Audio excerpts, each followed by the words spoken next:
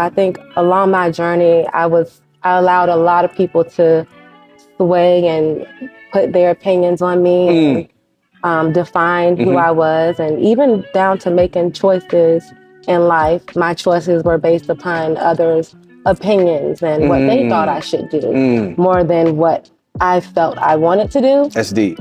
And so now it's more so I'm stepping into that season where no, this is actually what I want to do. And I know this is what I want to do because God is with me on this journey. He has been for a very long time. Got you. Today on M&B Media, we have Miss Carolyn Lawton on with us today. Carolyn, how are you? I am doing good. Good to have you on. Thank you. Good to have you on. Thank you for having me. Absolutely. First of all, we want to thank you for taking time out to sit down with us to share part of your life's journey and your experience of being a serial entrepreneur. Yeah, so let's jump right in. Let's jump right into this interview and start off with the question, where are you from? I am from Chesapeake, Virginia. Born in Portsmouth, raised in Chesapeake. Yeah. Shout out to P-Town. Yeah, shout out to P-Town. Absolutely. As a little girl, how was it for you growing up? I had a interesting childhood. My mom battled cancer. She was diagnosed very early. I was 11. She was 32. Wow. And at that time, my father was in prison. And he had been in prison for a while. I know he served about 20 years. Wow. And he came home when I was about 14. And that's where, we did have a relationship over that time. My mom made sure we, you know, had phone calls, we had the visits, we were he was very much so involved. Involved in your life. Wow. Yes, he was. Wow. And so over that time, growing up, the dynamics, changed, of course, once my mom got sick. But we come from a very close family, raised in church on both sides. We have pastors, ministers, evangelists in our family. Wow. So yeah, wow. I grew up singing. Family.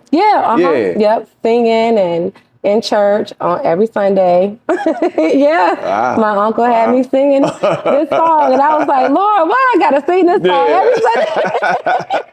But the song was what God has for you is for you. Absolutely. And today that definitely has a lot more meaning for me than it ever has before. So yes, I thank God that He made me sing that song every Sunday. Wow, because now you remember. It has resonated in my life. Part of you. It is. Wow. Yeah. So as a little girl, did you have any aspirations, dreams of becoming someone, I always wanted to be I had several different things.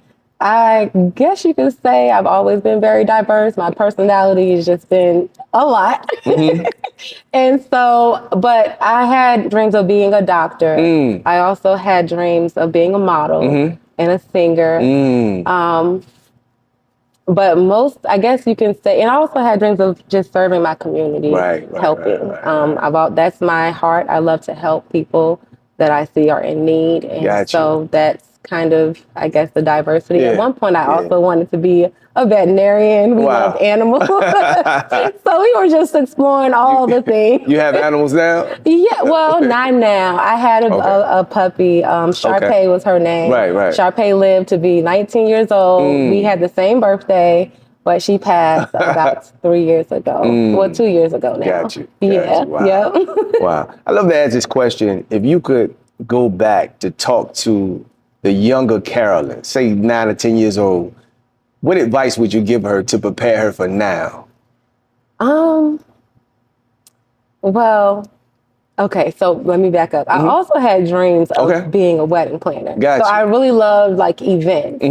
My family, we would do different types of functions together and things like that. And so now what I would say to that younger girl is to keep the faith and persevere, keep going forward, keep pushing. Don't allow anyone to define who you are because you know who you are. It's just that you haven't opened up to let the world know who you are yet. And when you're ready, you will. Wow. Yeah. Amazing. That's what I would encourage her to do. Yeah, keep the faith. Keep the faith. And have faith in yourself. I think along my journey, I allowed a lot of people to sway and put their opinions on me and defined who I was. And even down to making choices in life, my choices were based upon others' opinions and what they thought I should do more than what I felt I wanted to do. That's deep. And so now it's more so I'm stepping into that season where no, this is actually what I want to do. And I know this is what I want to do because God is with me on this journey. He has been for a very long time. Gotcha. So a lot of my work has been done in private where people didn't see. So, you know, you pray, you talk to God, you have your private conversations, but you might not express it to the public. And there's a lot of things that I have never openly expressed to my friends and family before now. Gotcha. So I'm now ready to do that. Yeah. Valuing people's opinions sometimes is okay, but sometimes it holds us back from becoming who we really want to be or what we want to do. Yeah. So shout out to you for breaking free of that. Thank you. Yeah. It was tough. It was tough, but shout out to my therapist. Yeah. Okay. I am in therapy. Wow. I've been in grief therapy for some time now. Well, since my mom, the loss of her, I actually started therapy before she passed. But my mom was also a believer of therapy. Like, you know, my childhood was very rough. We had some things happen, you know, and my mom was always one to kind of bring peace to her family. So whatever ways that she felt that would help us, that's what we did. And so therapy was one of those ways that we began to heal in the family. And over time, I learned that that was something that is good, you know. Your family and your friends are not your therapists. They're not the people that you want to go and just dump on and unload on. And, you know, they're also going through their own things and trying to figure stuff out in their life. And sometimes people's opinions and ideas come from a traumatic space. It's a traumatic response. So you have to keep that in mind, too, when you are having conversations with, you know, your people in your community, your friends, your family. Got you. Because it's not always the best advice, but it's the best advice that they know how to give at that time. It's a great segue. You talked about your mother, losing your mother, and I always say you never know who's listening to this conversation. People who may be going through the same thing right now. What was that like for you, losing your mom?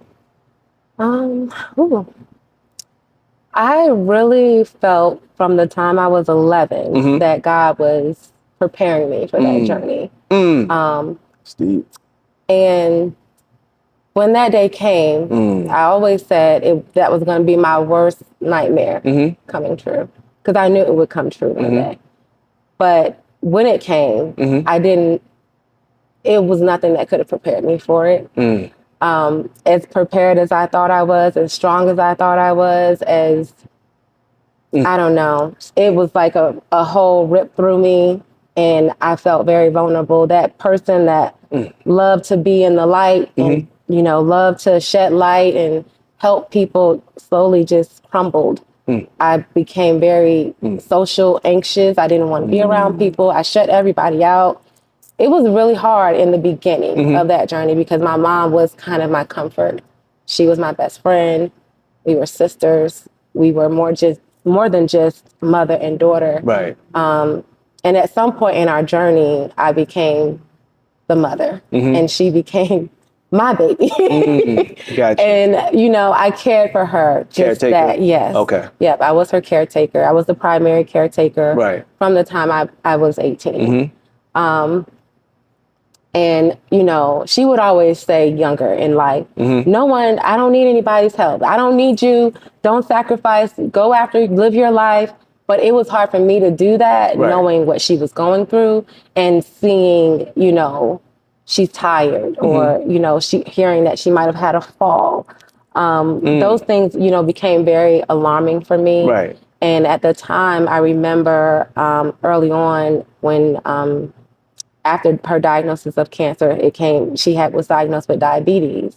And at that point, my brother was still in high school, and my mother also took in 4 of her nieces and nephews and was raising them.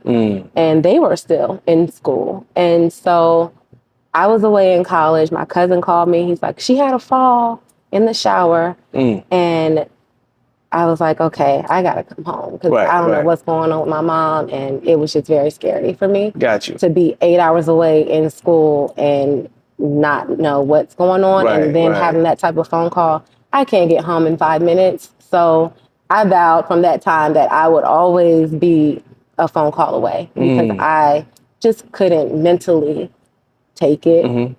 I think a lot of my family saw me as the strong one throughout this whole process. So once I lost her, they saw a change.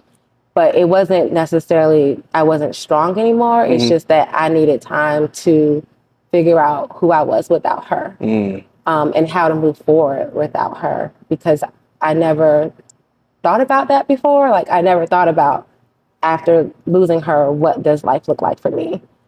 And I guess I never thought about it because I didn't want to think about it until I had to. So, I think ultimately when I finished that journey with my mother, it did change me. But I think now I'm ready to show people what I was working on all of that time, that they didn't see me. Because even though I lost her as a caregiver, sometimes we neglect ourselves. And my health took a real hard hit after she passed.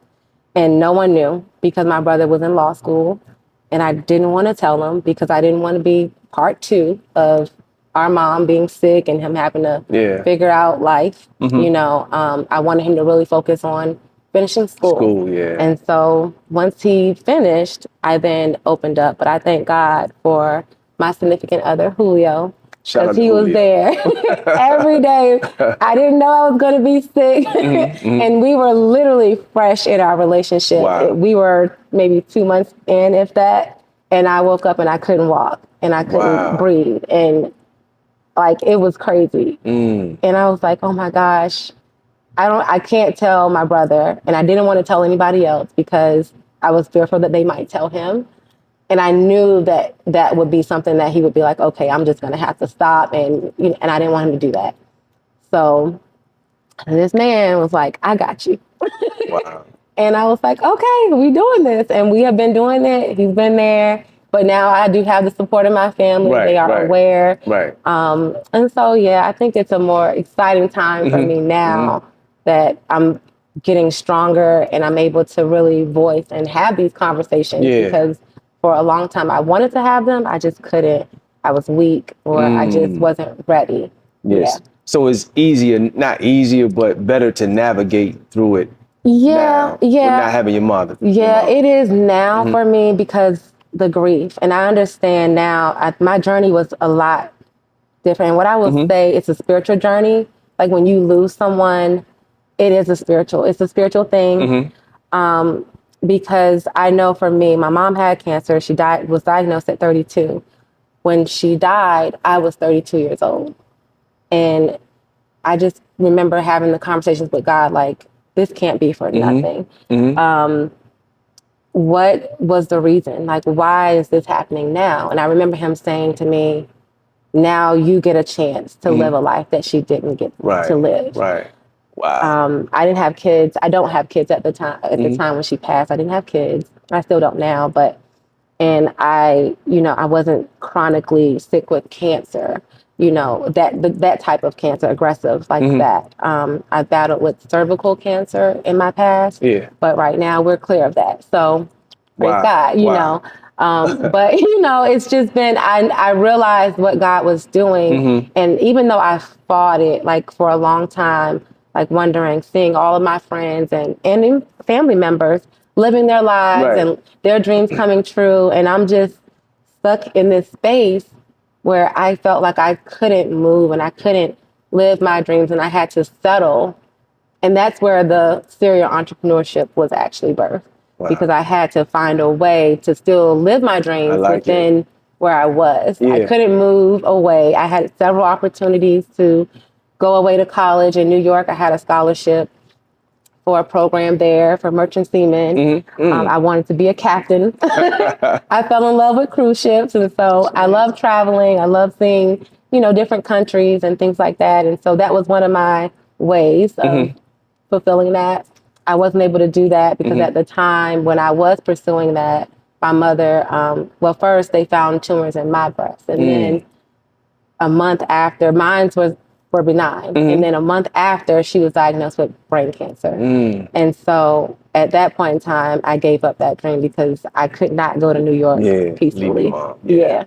So I then focused, God started talking to me, and I started talking to him, about what it is I wanted to do from where I was.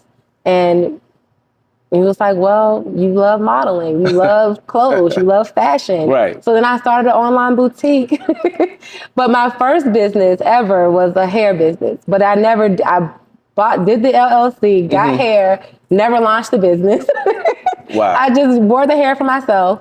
And I think it was because at the time there was no such thing as mentors for entrepreneurs. And my mom was an entrepreneur. Like, we made handmade jewelry together. We sold candy in middle school. That's what we did. My mom was a candy lady. And so we did a lot of things. Yeah, we were doing things. She had us very involved, you know. I would definitely say she taught us how to survive. But, then I started, COVID happened. But right before COVID happened, I was driving for Uber and Lyft. And I had started my own taxi business called Coco's Taxi. It went viral. So it was just in you to be it was. It's always entrepreneur. been there. It went viral when Something in the Water happened, and I was doing trips for Something in the Water, and people were just sharing it everywhere. So I started my own business. Like, it was already birthed before then, but it definitely gave me a foundation here in the Hampton Roads area. And from there, I just built upon that. I then launched when COVID happened. I couldn't drive anymore because I was taking care of mom. And so I was living back with her full time, and I didn't want to risk her getting her sick. Wow. So I then birthed my online boutique, and I was also doing taxes at the time, which is something my mom taught me how to do. But we were using TurboTax at the time, and we didn't know how to legally become a legal tax professional, but that's something I learned how to do. Thanks to a mentor that I met on social media. And she encouraged me to pursue this as a career, a serious career. So I did it. I got registered with the IRS, and I became a tax preparer professionally. And I've been doing that now for about 10 years. Wow. Yeah. So my question was, you are a serial entrepreneur. What does that look like? But you pretty much answered that. Yeah. Well, it has looked like a lot of faith, a lot of prayer, a lot of sleepless nights, a lot of emotions. You go through it's a journey, and it's not always easy because you don't, the economy changes, people finances change. You are in a business to make money, but my priority has not always been making money. I think at one point in time when I was early on in my journey, I was really more so focused on the money. Got you. But more so now, I'm more so focused on the impact, the people that I can help and educate and potentially put in a position to help them change their lives the way that I was able to do for myself. Wow. Yeah. Wow. You love creativity, being creative? I do. You do? Yeah, I would consider myself to be an artist. Yeah. Loving the art of what you do. Yeah. There's definitely an art, you have to have some type of creativity to be an entrepreneur. I think, especially to be a successful one, because you have to be able to set yourself apart because everybody's doing something. Same thing. Yeah, there's many people doing the same exact thing as you. So what makes you different? What makes you set apart from what other people are doing? I like that. Yeah. And that's kind of where I go to focus on, because there's not a lot of people that are going to be doing the same thing that I'm doing and focusing on in business, but we might be in the same industry. And we can all come together and do something major. And that's how I view it. I literally just had that conversation with someone the other day. They were asking me, how did I continue to move forward with being an entrepreneur and pursuing my dreams and my goals? Because it gets hard, and it's not always an easy journey. But really, more so than anything, I focus on God. He's first, because at the end of the day, nothing else works without him. Absolutely. And I have gotten to a place where I can see that if God is not called you to it, it's not going to be abundantly blessed in the way that you potentially want. For me, I've gotten to a place, and this was also a part of my grief journey as well, getting to a place where I don't allow society to define me and who I am, but more so getting back to what God says and who he says I am and what he has called me to be here on earth. Because my life is my life, but it's not my own. I didn't get here just because Carolyn decided she wanted to be here today. Sure. I got here because God said, I have a purpose for you. Absolutely. And I have something I need you to do. Absolutely. And are you going to do it? And so I've recently decided to say yes to God. I said yes to him again in my adulthood for the first time in November of 2023. And it has not been an easy journey, but it has been a very blessed journey. I would say today I am who I am mainly because of everything that I have allowed God to use me to do. Amazing, amazing, amazing. There's a quote, Carolyn, by Dr. Howard Thurman. I love this, where he says, don't ask what the world needs. Ask what makes you come alive and go do that, because what the world needs is people who come alive. So what makes Carolyn come alive today? I would say my passion, definitely God, my passion to just serve God and help my community, you know, help his people. I do notice needs in our community, and I have for years, but it is not, you know, we can have a need and it not be something that I fully want to do or serve in. So I feel now more so I have to be obedient to God. If God wants me to do this, then this is what I'm going to do. And that's kind of where I lead now more than anything, because things flow better, you know, when you're in alignment with what he wants us to do. I say that because we do have to wake up with something that makes us come alive, you know, purpose. And I would say, that my family, you know, singing and being able to help them in a position to see them win. I like that. See them chase their dreams and pour into them. That also definitely makes me come alive. My friends, being able to support them as well. I'm very much so, if I have an opportunity to help someone, if I'm being blessed, I want everybody else to receive some of this blessing too. It's not just for me.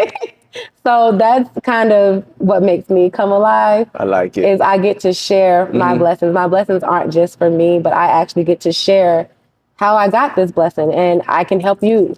You know, God can help me put that word there for you to get your blessing, whatever it is that you desire in your heart, you know, specifically. I think a lot of times some of us see people's success, but we don't see the journey that it took to get there. And for a while, for me, I know I would see successful people and I would be like, oh my gosh, I just wish I could, you know, be like that. Not even knowing in my own way, God is already preparing me for that walk. I had to be ready to see, you know, what he was doing in my life and to answer the call too, because it has to be purpose, you know, behind anything that you're pursuing in life. Wow. And my purpose, I would say, has most of my purpose in life, I would say, has been centered around my mom. It was centered around me being the caretaker, me being the nurturer, and giving other people strength. I think that is something that God has put me in a position to do and help other people pursue what it is that they want for themselves. I like it. Yeah. I like it. Before we go, you could leave someone encouraging words for anybody who's listening as it relates to pursuing your goals, your passion as an entrepreneur. What would you say to them? Something encouraging. I would say follow what it is that you have in your heart that you desire to do, and focus on that. There are always going to be distractions that come. And there are always going to be people with negative opinions about what it is that you might share you want to do and pursue. Don't let that deter you, because if God has called you to do it, then he's already equipped you to make it happen. And don't get stuck in trying to make it perfect. Start where you are and use what you have, because when people see that, they will invest in that. Yeah. When people love to feel like they're a part of your journey, and when you lock them out, it doesn't look like they're a part of it. I like that. So you know, you don't want to do that, because you kind of hinder your audience, your growth, you know, a little bit. Wow. So be open to being open and transparent, vulnerable. Show the bad days, show the good days, you know, show everything, be transparent, because that's the world that we live in now. Absolutely. People want to see everything, and they want to know. And some of us need to see, because they're not in the environments where they're going to actually see. So you could actually be reaching someone that could potentially be watching your journey miles. I mean, I had people in Asia that I probably will never even meet watching me and watching my journey. And so it's important to share, because some of them don't have the same resources we have, but they can definitely tap into the resources that they do have, and you could potentially shed light on how to do that. Got you. Wow. Love this conversation. I appreciate you being on. Somebody wanted to reach out to you. How could they find you? I am on social media. I'm on Instagram and TikTok, Facebook, Carolyn Lawton, or I am Carolyn Law on Instagram. Is my tag. Okay. And my brand is the It's Coco with the K brand. Okay. So yep, I'm all over. You can find me anywhere. you do many things. Yes. Many things. Yes. Right? I appreciate this conversation, you being on M&B Media TV, just to share part of your journey. I hope to have you back just to share what you're up to in the future, you know? Yes. So thank you. Yes, no problem. Thank you for having me. Absolutely.